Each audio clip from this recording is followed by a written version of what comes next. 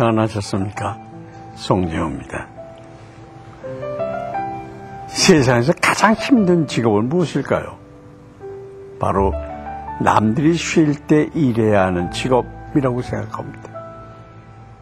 소방관, 경찰관, 간호사 등이 떠오르는데요. 다른 사람들이 쉬든 안 쉬든 누가 알아주든 몰라주든 이렇게 일하시는 분들로 인해서 세상은 아무 문제 없이 돌아가는 것 아니겠습니까? 크리스천도 그래야 하지 않을까요? 비록 남들이 알아주지 않더라도 하나님이 부르신다면 어느 때 어느 곳에라도 자신의 역할을 해내야 하는 것이죠. 남들이 잠잘 때 깨어서 기도하는 사람, 남들이 쉴 때 말씀으로 무장하는 사람, 바로 이러한 사람들로 인해서 하나님의 나라가 세워져 가는 것 아니겠습니까? 오늘 블레셋 사람들의 큰 잔치가 벌어졌습니다. 그들은 우상을 찬양하고 잔치를 즐기며 그들의 영화가 끝이 없으리라 생각했을 테죠. 하지만 그들 앞엔 원수를 갚고자 하나님의 큰 역사를 준비하는 한 사람이 있었습니다. 어떤 얘기인지 오늘 말씀 함께 보도록 하겠습니다.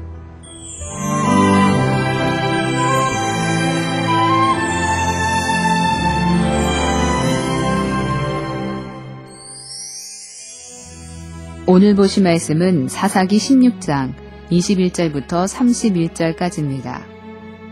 블레셋 사람들이 그를 붙잡아 그의 눈을 빼고 끌고 가사에 내려가 놋줄로 매고 그에게 옥에서 맷돌을 돌리게 하였더라.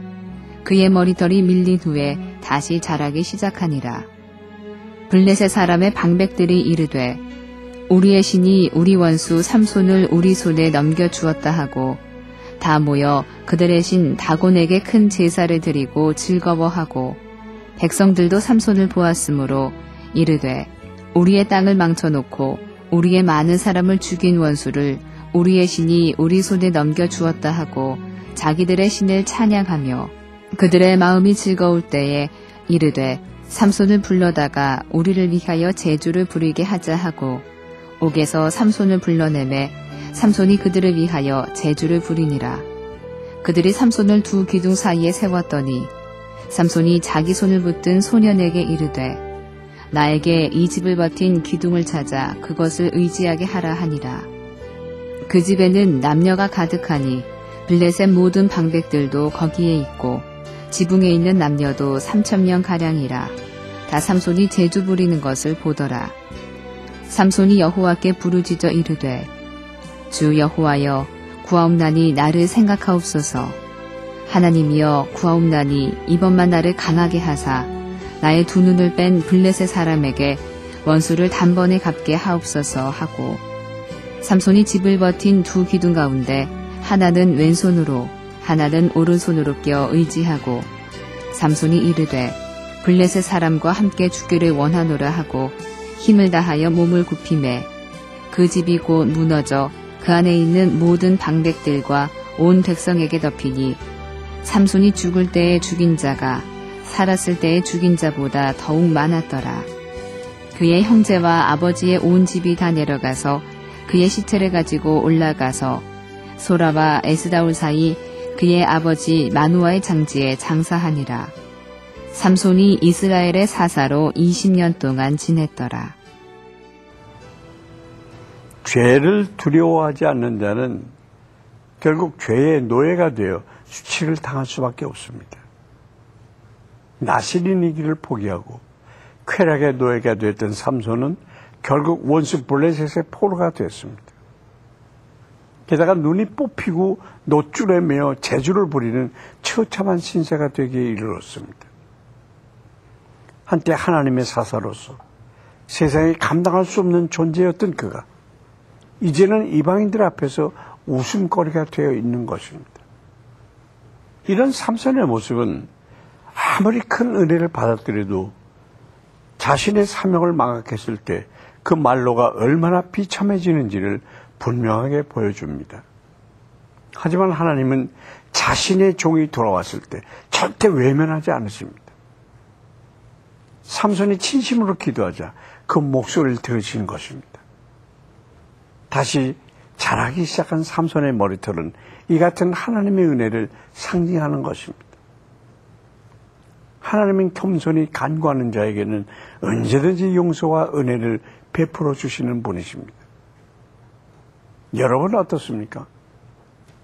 혹시 지은 죄를 인하여 주눅든 삶을 살고 계시지 않습니까? 이제 하나님께로 돌아와 그분의 은혜와 용서를 구하시길 바랍니다. 그분은 늘 기다리고 계십니다. 한편 삼손은 소년의 인도를 받아 다곤 신전을 버티는 두 기둥 사이에 섰습니다. 그리고 여호와께 마지막으로 한 번만 더 능력을 주실 것을 간청했습니다. 그는 그가 가졌던 화려한 것들을 다 잃었을 때 비로소 나신으로 회복됐던 것입니다. 그가 원수 갚기를 간절히 구하며 기둥을 껴안고 몸을 숙일 때 신전이 그대로 무너져 내렸습니다. 이때 고의 관리를 포함해서 3,000명 이상의 블레셋인들이 깔려 죽게 됐습니다.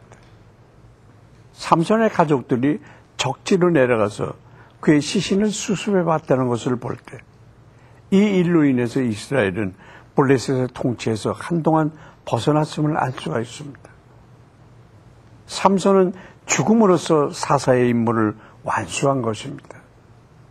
삼손의 안타까운 죽음은 소명을 붙잡고 성결하게 사는 것이 얼마나 중요한지 알려주지만 삼손의 최후 승리는 우리를 구원하시고자 하는 하나님의 뜻은 반드시 이루어진다는 것을 또한 보여줍니다. 오늘 우리의 모습은 어떻습니까? 하나님이 주신 소명을 붙잡고 성결한 삶을 살고 계십니까? 삼손을 기억하면서 우리의 삶을 돌아봐야 하겠습니다.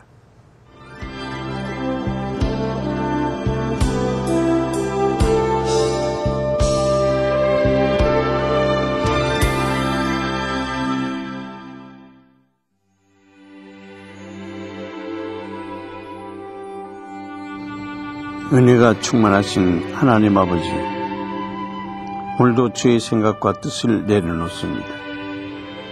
하나님께서 저를 통해서 이루고자 하시는 계획이 무엇인지 가르쳐 주셔서 주님 뜻대로 사는 인생이 되게 하여 주시옵소서. 삼손이 살아왔던 것처럼 우리의 삶에는 많은 유혹과 시험이 있습니다. 그 모든 곳에서 우리를 건져주시고 죽기까지 순종하셨던 예수님처럼 순종하는 삶이 되게 하여 주시옵소서. 또한 한국교회를 사용해 주셔서 어두운 이 세상 속에서 진정한 희망과 빛을 전하게 해 주시옵소서. 예수님의 이름으로 기도합니다. 아멘. 수세기 동안 세네갈에 있는 와알로 풀베인 사람들은 가축을 돌보고 농작물을 재배하며 살아왔습니다. 그러나 80년대 세네갈 정부는 쌀을 주요 작물로 삼고 생산량을 증진시키기 위해 2개의 댐을 건설하였습니다. 와알로 풀베인이 사용하던 땅은 부유한 농부들에게 빼앗겼고 결국 자신의 가축과 농작물을 위해 새로운 지역을 찾아 나서야만 했습니다. 안정되고 일관된 이들의 삶은 갑자기 큰 변화를 맞았고 오늘날에도 정착하지 못한 채 힘겨운 삶을 이어가고 있습니다. 와알로 풀베인들을 도우며 그리스도의 사랑을 전할 수 있는 선교단체를 세워주시도록 기도합시다. 세상에서 숨길 수 없는 것 3가지는 바로 재채기와 가난, 그리고 연애 감정이라고 합니다. 누군가를 사랑하는 마음, 두근거리는 기대감, 그런 감정은 아무리 감추려고 해도 주변 사람들의 눈치를 채고 맙니다. 또 생각하는 일은 그 빛이 밖으로 샌다는 말도 있습니다. 사람의 생각은 언제든 밖으로 드러나기 마련인데요. 지금 여러분 마음에 담고 있는 생각은 어떤 빛깔입니까? 하나님을 사랑하고 이웃을 사랑하는 여러분의 마음의 빛이 오늘 세상을 밝고 아름답게 비출 수 있길 소망합니다. 오늘 송재의 기티동행 여기서 마치겠습니다. 감사합니다.